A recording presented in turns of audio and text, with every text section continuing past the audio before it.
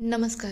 आजच्या एपिसोडला जर शॉर्टमध्ये एक्सप्लेन करायला जाऊ तर भैरवी गार्गीच्या घरी जाते आणि गार्गीला विचारपूस करते. त्याच्यानंतर त्यांचं ठरतं की ते शॉपिंग करायला जाणार आहे. मीनवाईल इकडे अनिश खूप चिडलेला असतो की देसाईने मामांचा अपमान केला, त्याला तर त्याचं मारायची अशी इच्छा झालेली असते. हे सगळं बोलणं मामा ऐकतात आणि अनिश खूप अति चिडून दाखवलेलं आहे. मीनवाईल इकडे हे सगळे शॉपिंगवरून वापस येणार आहेत आणि भैरवी आणि मुलाज गार्गीच्या बरोबरच राहणार आहेत. चला बघूया डिटेलमध्ये आजच्या एपिसोडमध्ये काय काय घडले. नमस्कार. आजच्या भागात आपण बघणार आहोत भैरवी, इरान, ईशा हे सगळे इथे गार्गीला भेटायला येतात. तेव्हा भैरवी विचारते, काय ग गार्गी, तू जरा जास्त बिझी दिसते. तेव्हा ती म्हणते, काय नाही ताई, खरं म्हटलं तर उद्या प्रोजेक्ट सबमिशन आहे ना, त्याच्यामुळे थोडंसं काम आहे, तेच मी आता पूर्ण करत आहे. तेवढ्यात ते म्हणतात, असं कसं, आम्हाला तुला बाहेर घेऊन जायचं आहे. तेव्हा गार्गी विचारते, कुठे जायचं आहे आणि आज अचानक कसं काय. तेव्हा भैरवी सांगते, अंगठी घ्यायला जायचं आहे आणि आपल्याला थोडी शॉपिंग सुद्धा करायची आहे. तेव्हा ती म्हणते, मी काय गरज आहे शॉपिंग करायची. तेव्हा भैरवी म्हणते, तुला विचारत नाही, आम्ही सांगतोय. तसंही लग्न आहे, लग्नाच्या घरामध्ये सगळ्यांनी नवीनच कपडे घालायला पाहिजेत. भले कोर्ट मॅरेज असो पण सगळे तर असे टापटीप दिसायलाच पाहिजेत ना, आणि नवीन कपडे असले की सगळ्यांचा उत्साह सुद्धा वाढतो. मग तू सुद्धा आमच्या बरोबर येशील. दुसरीकडे अनिश खूप चिडलेला असतो. तेव्हा तो म्हणतो, मला तर असं वाटते ना त्या देसाईचं थोबाड फोडावं. किती फ्रॉड माणूस आहे तो, फक्त आणि फक्त स्वतःचा विचार करतोय. तेव्हा राधामामी आणि किशामामा त्याला समजवतात आणि म्हणतात, शांत हो अनिश बाळा, आता चिडायची गरज नाही आहे. त्याचं कर्म त्याच्यापाशी, आपण त्याचा जास्त लक्ष द्यायचं नाही. तेव्हा अनिश म्हणतो, मला तर एक समजत नाही, बाबांनी या सोसायटीसाठी किती केलं आहे, सगळ्यांसाठी राब लागले, अशा माणसावरती हे आरोप करतात, त्यांना लाज वाटत नाही का. तेव्हा मामा त्याचं सगळं बोलणं ऐकायला लागलेले असतात. इकडे अनिश म्हणत असतो, प्रत्येक सोसायटी मेंबरला त्यांनी स्वतःच्या फॅमिलीसारखं जपलं, ज्याच्या त्याच्या अडचणीला ते त्यांच्या पाठीशी उभे राहिले आणि आता बाबांना फ्रॉड म्हणतायत. त्या देसाईला खरंच लाजच राहिली नाही. तेव्हा राधाकिशा म्हणतात, आपण नाही पडायचं याच्यामध्ये, थांब जरा बाबू, आपल्याला माहिती आहे ना की आपल्या घरामध्ये लग्न आहे, मग आपल्याला लग्नाकडे फोकस करायला पाहिजे, या अशा फालतू लोकांकडे लक्ष द्यायची गरज नाही. तेव्हा तो म्हणतो, ते तर बरोबरच आहे, पण आता मी सुद्धा बघतो की हे बाबाच्या वाकड्यात कसं काय जाऊ शकतात, मीही त्यांना चांगल्याच प्रकारे अडवेल. तेव्हा ते म्हणायला लागतात, ते तू कर बाळा, पण कसं आहे माहिती का, हे अशी कामं व्हायला खूप जास्त वेळ लागतो, म्हणून तू एवढ्या ह्याच्यात लक्ष देऊ नको आणि त्यांना तर खरंच त्यांच्या कर्माची शिक्षा मिळेलच. तू आता शांत हो आणि आपण सगळ्या गोष्टीचा विचार करू. तेव्हा अनिश म्हणतो, मला तर याच गोष्टीचा विचार पडला आहे, ही बिल्डिंग खड्ड्यात जाओ, इथली माणसं खड्ड्यात जाओ, अशा लोकांच्या बरोबर आता मला राहायची इच्छा सुद्धा राहिली नाही. तेव्हा किशोर म्हणतात, पण बाळा एवढं इझी नाही आहे ना, दुसरीकडे जाणं, सगळ्या गोष्टी शोधायला थोडा वेळ लागतो. तेव्हा अनिश सगळ्या गोष्टींचा बारकाईने विचार करायला लागलेला असतो. दुसरीकडे मुलं आणि भैरवी वापस येतात. तेव्हा भैरवी म्हणते, मस्त शॉपिंग झाली ना, आता सगळ्यांसाठी नवीन कपडे आले आहेत आणि सगळ्यांचा उत्साह सुद्धा वाढेल. तेव्हा ईशान म्हणायला लागतो, ते तर आहेच, पण तुम्हाला माहिती का, मी 2 सदरे घेतले आहेत, एक आपल्या लग्नासाठी आणि दुसरा म्हणजे पूजेसाठी. कसं मलाही असं चकाचक दिसायचं आहे ना. तेवढ्या ती म्हणायला लागते, ते तर सगळं आहेच, पण निव्याजीची साडी किती छान आहे ना. तेव्हा भैरवी म्हणते, हे सगळं तर गार्गी दिदीमुळे झालं आहे, तिला त्यांची चॉईस जरा जास्तच चांगली माहिती आहे. मुलांना आता एक काम करा, तुम्ही सगळी शॉपिंग आतमध्ये ठेवा, आपण नंतर बघूया. तेवढ्यात ती बोलते गार्गीला, गार्गी तू इकडे ये ना ग, मला थोडं तुझ्याशी बोलायचं आहे. तेव्हा ती म्हणते, बोला ना, काय झालं, काही विचारायचं आहे का. तेव्हा ती म्हणते, तसं नाही, मला एक प्रश्न पडला होता की तू आता TYला आहेस ना. तेव्हा ती म्हणते, नाही, मी आता SYला आहे, पुढच्या वर्षी माझं ग्रॅज्युएशन असणार आहे. तेव्हा भैरवी म्हणते, अच्छा असं आहे का, मग पुढे काय विचार केला आहे, तुला काय करिअर करायचं आहे. तेव्हा गार्गी म्हणते, पहिले तर मी डिसाईड केलं होतं की मी मावशीसारखी पोलीस ऑफिसर बनेल, पण आता मला वाटत नाही ते माझ्याकडून होईल, कारण की माझं फिजिकल चांगलं नाही आहे.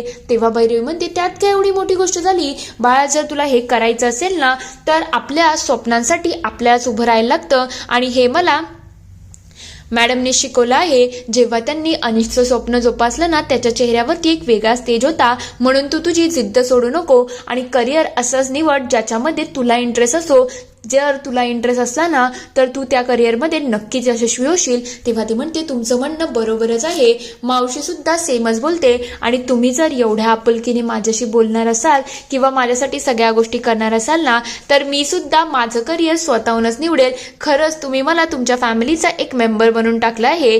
तेव्हा ती म्हणते ते आहेच, तू असं मानू नको, तू आमच्या फॅमिलीची मेंबर आहे म्हणजे आहे. दुसरीकडे राधा किशा इकडे आवरावर करत असतात.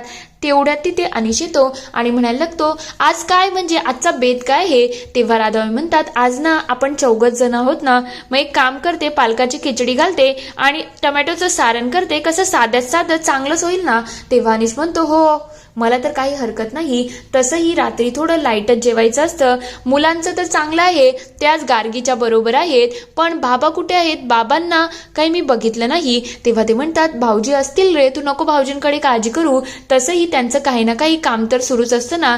तेवढ्यात दाराची बेल वाजते. तेव्हा अनिश म्हणायला लागतो मी आजचा स्वयंपाक करणार आहे हा, तुम्ही सगळं कापून चिरून द्या. तेव्हा केशव म्हणतात ठीक आहे, त्याला दे ग, आज त्याच्या हातचा आपण जेवण बघू.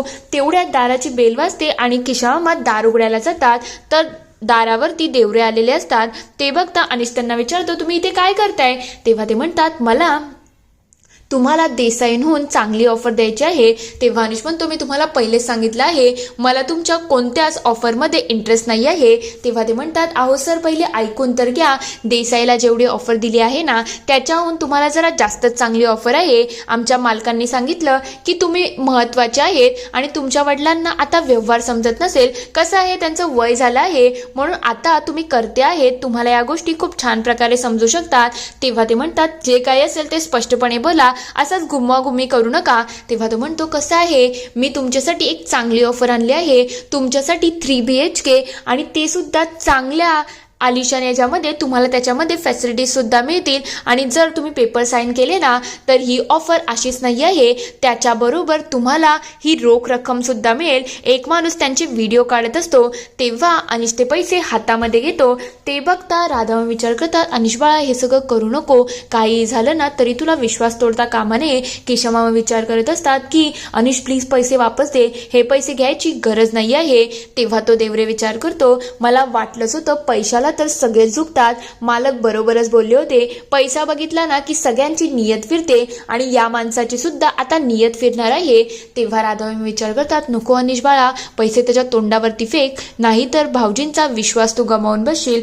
तेवढ्यात इकडे दुसरा माणूस त्याचं काम करत असतो आणि तो मस्तपैकी व्हिडिओ बनवत असतो. इकडे अनिश ते पैसे त्यालाच वापस करतो आणि म्हणतो हे बघ मला तुझे पैसे नको आणि काहीच नाही, माझा बापाचा स्वाभिमान ना मी कशातच विकणार नाही. हे ऐकल्यानंतर सगळे थोडे खोत झालेले असतात.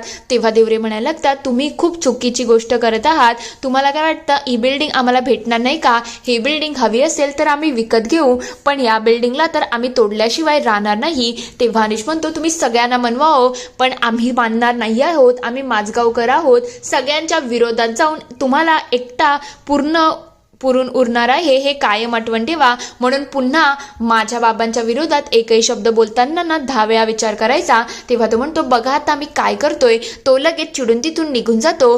तेव्हा राधा मामी आणि किशोरमा खूप खुश होतात आणि म्हणतात बाळा तू खरंच खूप छान काम केलं आहे, आज जर भाऊजी इथे असते ना त्यांना तुझ्यावरती प्राऊड फील झाला असता की तू एवढं छान काम केलं. आता भाऊजी आले ना की आम्ही त्याला सगळं सांगू. तेव्हा अनिश म्हणतो नको, हे सगळं बाबांपर्यंत जायची गरज नाही आहे, त्यांना ऑलरेडी खूप सारे टेन्शन असतात, मग आपल्याला अजून टेन्शन द्यायची गरज नाही, चला आपण खिचडीचं काय आहे ते बघून घेऊ. ते लगेच त्यांच्या कामाला लागतात. तर दुसरीकडे भैरवी इकडे म्हणत असते बघा चला मुलांनो फटाफट जेवून घ्या, बघा जेवण छान तर झालं आहे ना. तेव्हा ते म्हणतात हो जेवण तर छान आहे, पण आता सगळेजण आपण एकत्र जेवणार आहोत, किती मजा येईल ना. तेव्हा गार्गी म्हणते पण भैरवीताई असं तो आम्हाला आयत्या ताट देणं हे काही बरोबर वाटत नाही. तेव्हा भैरवी म्हणते तू तिकडे आली ना तर तुला आयतच जेवण भेटणार आहे, कामाची सवय सोडून टाक, आता तुला तुझ्या करिअरकडे फोकस करायचा आहे आणि तुला फिजिकल सुद्धा बघायचं आहे, म्हणून बाकी कशाकडे लक्ष देऊ नको, आम्ही आहोत ना सगळं मॅनेज करायला. तेव्हा गार्गी खूप खुश झालेली असते. तेवढ्यात मुलं म्हणायला लागतात, आता गार्गीताई सुद्धा आमच्या बरोबर अभ्यास करायला बसणार आहे. जशी संयमीताई बसायची तेव्हा भैरवी म्हणते, हे अभ्यास असेल की टॉर्चर असेल याचा तू सुद्धा विचार कर. तेवढ्यात भैरवीला ठसका जातो. सगळेजण एक एक करून म्हणायला लागतात, मी पाणी देईल, मी पाणी देईल. तेव्हा गार्गी म्हणते, मी पाणी देईल ना, तुम्ही दरवेळेस तिला पाणी देत असाल, आता यावेळेला मला देऊ द्या ना. मुलांचं थोडं भांडण सुरू होतं. ते बघता भैरवी स्वतःच ग्लास उचलते आणि स्वतःहून पाणी पिते. ते बघता मुलं आणि भैरवी खूप जोरजोरात हसायला लागलेले असतात. दुसऱ्या दिवशी सकाळी राधामामी आणि किशोरमामा नाश्ता घेऊन येतात. तेव्हा अनिश येतो आणि म्हणतो, आज माझ्या एकट्याचीच प्लेट, बाकी सगळे कुठे आहेत? तेव्हा ते म्हणतात, तू विसरला का? भैरवी आणि मुलं तर गार्गी त्यांच्या इकडे आहेत ना. तेव्हा ते म्हणतो, हो सकाळी बोलणं तर झालं होतं, पण बाबा कुठे आहेत ते दिसत नाही. तेव्हा किशोर म्हणतात, बाबा तर तुझे आत्ताच गेले, म्हणजे त्यांना अंगठीचं काम होतं ना त्यामुळे ते गेले. तेव्हा तो म्हणतो, मग तुमचा नाश्ता कुठे आहे? तुम्ही माझ्याबरोबर नाश्ता करा ना, आता एकटं खायची एवढी सवय राहिली नाही. तेव्हा ते म्हणतात, कसं झालं, आता भाऊजी जेव्हा बसले होते तेव्हा आम्ही विचार केला का भाऊजीच्या बरोबरच खावं, म्हणजे कसं बोलता बोलता 2 घास माणसाला जास्त जातात. पण बाळा, जर तुला काही बोलायचं असेल ना तर भाऊजी आत्ताच खाली गेले असतील, मी त्यांना पुन्हा बोलवतो. तेव्हा अनिश म्हणतो, नाही एवढं काही सिरियस नव्हतं, सहजच विचारत होतो बाबांबद्दल. मला माहिती आहे बाबांनी काल जो प्रकार झाला ना त्याचं थोडंफार का होईना टेन्शन घेतलं असेल, म्हणून तर मला त्यांची काळजी वाटत आहे. त्या लोकांचं बोलणं सुरूच असतं. तेवढ्यात तिथे मामा येतात आणि म्हणायला लागतात, अनिश तू हे सगळं करशील मला वाटलं होतं. मामा अनिशच्या एक कानाखाली मारतात. तेव्हा सगळे विचारतात, काय झालं भाऊजी, अनिशने केलं तरी काय हे? तेव्हा मामा म्हणतात, अनिशने काय केलं आहे ना हे मी तुम्हाला सांगतो. त्याने त्या बिल्डरकडून पैसे घेतले आहेत. तेव्हा अनिश म्हणतो, नाही बाबा मी असं काहीच केलं नाही. तेव्हा ते म्हणतात, हे बघ माझ्याकडे पुरावा सुद्धा आहे. इकडे राधामामी आणि किशोरमामा समजवण्याचा प्रयत्न करत असतात. इथे हा पूर्ण एपिसोड संपतो. पुढील भागात आपण बघणार आहोत अनिश अक्षरशः हतबल झालेला असतो. तेव्हा तो म्हणतात, बाबाच्या मनामध्ये जसं त्यांच्या मोठ्या मुलाबद्दल म्हणजे कर्त्या पुरुषाबद्दल इमेज होती ना, तशी जोपर्यंत आता मी निर्माण करत नाही ना तोपर्यंत मी काय शांत बसणार नाही. इकडे राधामामींना भैरवी कॉल करते आणि विचारते, काय हो बाबा अजून इथे आले नाही? तेव्हा राधामामी सांगायला लागतात, एक मोठा प्रॉब्लेम झालाय सुनबाई, भाऊजी निघालेच होते पण इथे खूप मोठा इश्यू झाला आणि अनिशवरती अशी लाच घेण्याचा आरोप लागला आहे. तेव्हा भैरवी ही खूप टेन्शन मध्ये येऊन जाते. थोड्या वेळानंतर इकडे निवेदिता मॅडम येतात आणि म्हणायला लागतात, आता जे झालं आहे ना हे फक्त फ्रॉड नाही, अनिश तू निर्दोष तर आहेस, पण आता याच्या मागे नेमकं कोण आहे ना हे सगळ्यांसमोर आता येणं गरजेचं आहे. तेव्हा अनिश विचारतो, तुम्हाला कोणता पुरावा सापडला आहे का? इथे हा पूर्ण एपिसोड संपतो. आता निवेदिताला नेमका देसाईंविरुद्ध काय पुरावा सापडला असेल, तुम्हाला काय वाटतं ते मला कमेंटमध्ये नक्की कळवा. व्हिडिओ आवडला असेल तर लाईक, शेअर, सबस्क्राईब करायला विसरू नका. Thank you for watching.